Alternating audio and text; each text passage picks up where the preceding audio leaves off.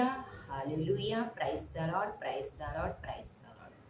ప్రియ సహోదరి సహోదరుడ, ఈ ఉదయకాల సమయమున తిరిగి నా చెంతకు రండి అని యేసుక్రీస్తు పిలుస్తున్నారు. తిరిగి నా చెంతకు రండి, మీ పాపములను ఒప్పుకొని తిరిగి నా చెంతకు రండి అని పిలుస్తున్నారు.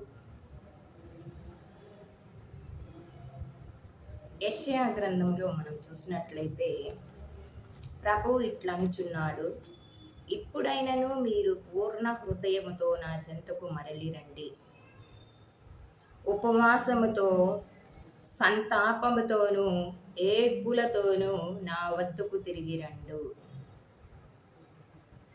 మీ గుండెలను రయ్యలు చేసుకునుడు. మీరు ప్రభువు చెంతకే తిరిగి రండు. ఆయన తాను నిశ్చయించుకొనినట్లు శిక్షింపక మన్నించి వదిలివేయును. నూతనముగా పెళ్లి ఆడిన దంపతులు కూడా తమ గృహములను వీడి రావలెను. ప్రభు ఊడిగము చేయు యాజకులు బలిపీఠమునకు మంటపమునకు మధ్య శోకించుచు, ప్రభు నీ ప్రజలపై దయచూపుము, మమ్ము చిన్న చూపు చూచి గేలి చేయకుందురుగాక అని ప్రార్థించవలెను.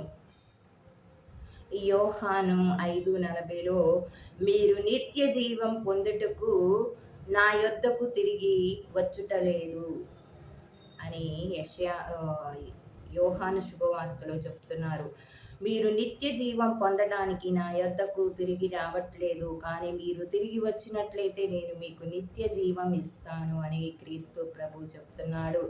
ఏమంటున్నాడంటే, దేవుడు మీరు ఉపవాసములతోనూ పూర్ణ హృదయంతో నా చెంతకు మరలి రండి, అప్పుడు నేను మిమ్మల్ని మన్నించి, మీ తప్పిదములను మన్నించి మిమ్మల్ని శిక్షింపక వదిలివేస్తాను అని చెబుతున్నారు. ప్రియా సహోదరి సహోదరుడా, అంతేకాదంట, నూతనముగా పెళ్లి ఆడిన దంపతులు కూడా తమ గృహములను విడిచి రావాలి అంట. ప్రియా సహోదరి సహోదరుడా, ఏ ఉదయకాల సమయమున ప్రియా సహోదరి సహోదరుడా, నిజముగా నూతనముగా పెళ్లి ఆడిన వధువులు ఇద్దరు కూడా, వధూవరాళ్ళు కూడా, వారు కూడా పశ్చాత్తాపంతో వాళ్ళు ఏం చేయాలంట, దేవుని యొద్దకు తిరిగి రావాలంట. తమ గృహములను విడవాలి అంటే తాము కూడా పశ్చాత్తాపడి ఉపవాసం ఉండి ప్రార్థించి ఈ 40 రోజులు కూడా ప్రార్థించాలి అని ముఖ్యంగా చెబుతున్నారు. ప్రియా సహోదరి సహోదరుడా, మరి అదే విధంగా మనం చూస్తే యోహాను శుభవార్తలో మీరు నిత్య జీవం పొందుటకు నా యొద్దకు తిరిగి రండి,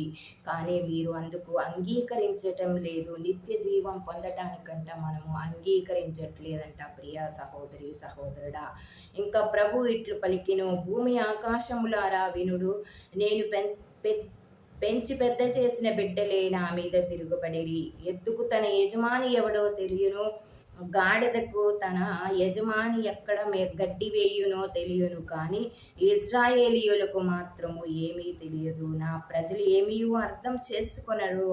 పాపపు జాతి, దుష్టులు, దుష్కార్యములకు పాల్పడువారు, పూర్తిగా చెడిపోయిన వారు. మీరు ప్రభువును విడనాడితిరి, పరిశుద్ధ దేవుని నిర్లక్ష్యము చేసితిరి, అతని నుండి వైదొలిగితిరి.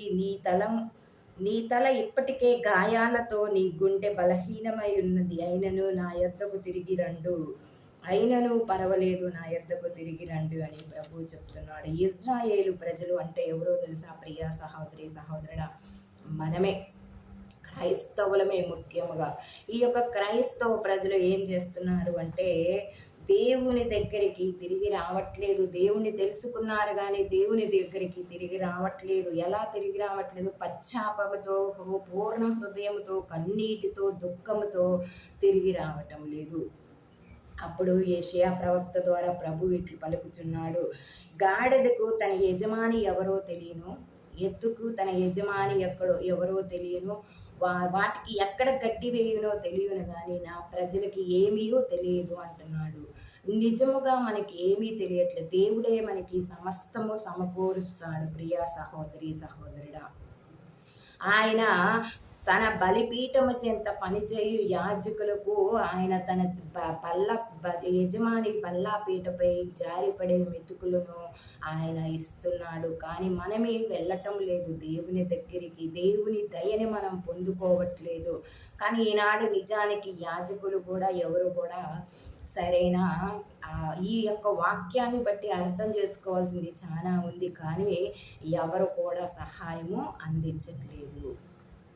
ఎందుకు అంటే ఎవరి స్వార్థం వారిది, ఎవరి పనులు వాళ్ళవి, ఎవరి తిండి వాళ్ళది, ఎవరు వాళ్ళే చూసుకుంటున్నారు. కాబట్టి ఇప్పుడు కానీ ఇంతకు ముందు ఈ దేవుడు ఏం చెప్తున్నాడు బైబిల్, ఇప్పుడు దేవుడు ఎప్పుడూ మారడు, ఒకే రకంగా ఉంటాడు. కానీ ఇక్కడ మనకి సహాయము అందించట్లేదు. అయితే ఇక్కడ ఏమంటున్నారంటే, దేవుడు నా బిడ్డలారా నేను కనీ పెంచి పెద్ద చేసిన బిడ్డలే నా మీద తిరగబడ్డారు అంటే, ఇజ్రాయేలీలు ప్రజలను కన్నాడు దేవుడు, కనీ పెద్ద చేసి వారిని ఒక భవిష్యత్తులో ఇజ్రాయేలీలను నడిపించి బానిసత్వం నుండి ఇడిపించుకొని వచ్చినప్పుడు వారిని స్వతంత్రులుగా చేసి స్వేచ్ఛను దయచేశాడు. మన్నాని కురిపించాడు, పురేడు పిట్టలను కురిపించాడు దేవుడు. కానీ ఈ యొక్క ఇజ్రాయేలు ప్రజ ఏం చేశారంటే ఆయనను తిరస్కరించిపోయారు. ఆ యజమాని, గాడిదకి యజమాని ఎవరో తెలుసు కానీ ఇజ్రాయేల్ ప్రజలకి దేవుడు ఎవరో తెలియట్లేదు. తన యజమాని అంటే దేవుడు, తన కుటుంబంలో నడిపించేవాడు ఎవడో తెలియట్లేదు. అందుకనే వారు ఈ యొక్క నా నుంచి దూరమైపోతున్నారు. అయినను పర్వాలేదు, ఏమంటున్నాడు, మీరు పరిశుద్ధ దేవుణ్ణి నిర్లక్ష్యం చేశారు, అయినను అతని నుండి వైదొలిగితిరి, కానీ అయినను నా యొద్దకు తిరిగి రండు అని ప్రభు పిలుస్తున్నాడు. ప్రియా సహోదరి సహోదరుడా, ఇప్పటికైనా ఈరోజు ఈ క్షణముకైనా ఎన్ని తప్పులు చేశావు కదా, ఈ క్షణముకైనా నా యొద్దకు తిరిగి రమ్మని ప్రభు పిలుస్తున్నాడు. ప్రియా సహోదరి సహోదరుడా, మరి ఆయన దగ్గరికి మనము తిరిగి వెళ్ళినప్పుడు ఆయనే మనకి సమస్తము చేకూరుస్తాడని వాగ్దానం ఇచ్చాడు. ప్రియ సహోదరి సహోదరుడా, ఏంటంటే ఆయన తన బిడ్డలని ఎన్నడూ కూడా ఉపవాసం ఉంచడానికి ఇష్టం లేదు. సమస్తము సమృద్ధిగా సమకూర్చే దేవుడు ప్రియ సహోదరి సహోదరుడా. అయితే అది ఎప్పుడు ఎలా జరిగిద్దనేది మాత్రం మనకి తెలియనటువంటి విషయము. ప్రియా సహోదరి సహోదరుడా, నిండు హృదయముతో, పూర్ణ హృదయముతో, పశ్చాత్తాపముతో వారంట దేవుని చెంతకు తిరిగి రమ్మని పిలుస్తున్నారు. ఆమేన్.